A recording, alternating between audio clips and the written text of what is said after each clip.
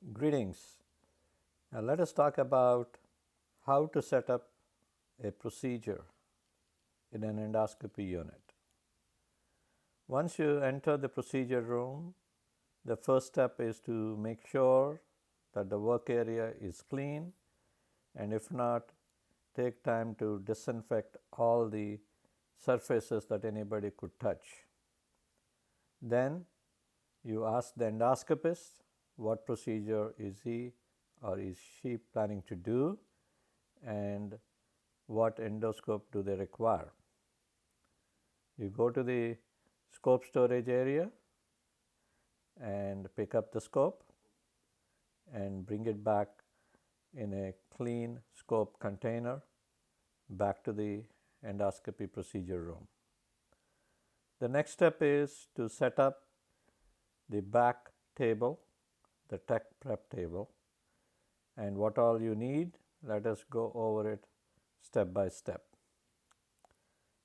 There's a lot of stuff that is used during endoscopy, and here is a table full of all the small pieces of equipment that are required to set up the scope. First, let us look at the different buttons that you need to pick up and attach them to the scope. The red suction button, the blue air water button, the biopsy cap, and the auxiliary water jet connector. So these are all the buttons that you need to attach to the scope. Next, a bite block to keep the patient's mouth open during EGD, a large towel that is placed under the patient's head for support, lubricant, a small gauze on which you place the lubricant for ease of use, a small towel or washcloth that will be used by the physician to hold the scope, emesis or kidney basin for water that can be used to rinse or flush the scope, a large 60 cc syringe that is used to flush water and flush the suction channel, and finally the dirty scope label so that you could put the label in and take it back after the procedure ends.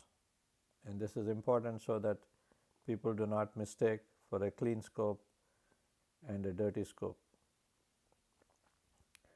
Next, you open the cover of the clean scope container and remove the endoscope, and then go to the endoscopy tower and attach the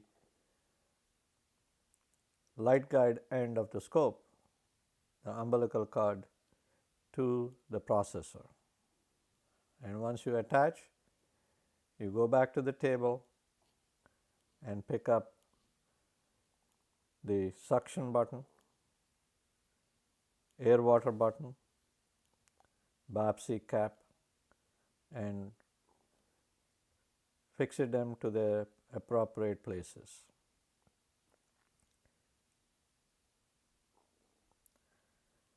Next, you take the auxiliary water jet connector, pick it up, and attach it to the auxiliary water jet valve.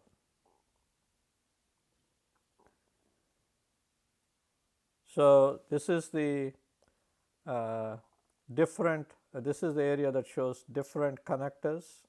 You need to connect the scope to water supply, air supply connector on the left side, auxiliary water jet connector with a tubing, and suction connector with a suction tubing. Let us see how this works out. So air water connector connected, suction connected, auxiliary water jet connected. So let us look at this thing in a little more detail here, the different tubings that are connected to the scope.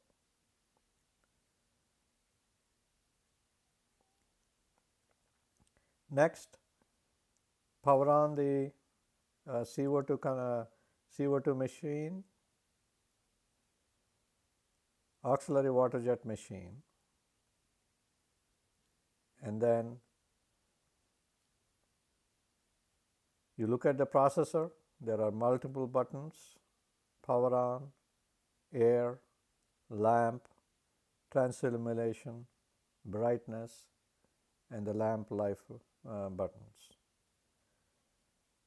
So once you connected the scope to different tubings, next you go on and put the power on,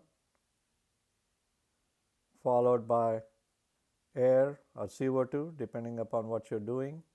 If you're planning to use CO2, keep the air on standby, and depending upon how much of air you want to use, you can press low, medium, or high, and then turn on the lamp.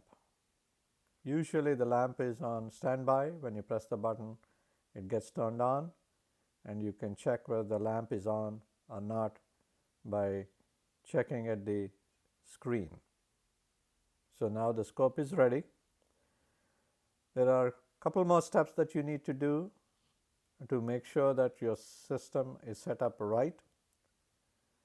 You want to press on the suction button to suction first water and then air, and then you want to check the air water button by pressing on the air and seeing bubbles coming out, and pressing it down further to see the lens cleaning fluid coming out. So now the scope is set up. You want to get the patient ready. For upper GI endoscopy, it's important to place the bite block. So pick up the bite block and then insert it in between the teeth and secure it. Next, pick up the large towel and place it under the patient's head for comfort. And once this is all done, you are set to assist the endoscopist with the procedure, and the procedure begins. As you can see, there are a lot of steps, but trying to understand what is required and how to go about it and how you define your own workflow is critical, so that you have a very smooth, clean workflow that is practiced again and again. Thank you.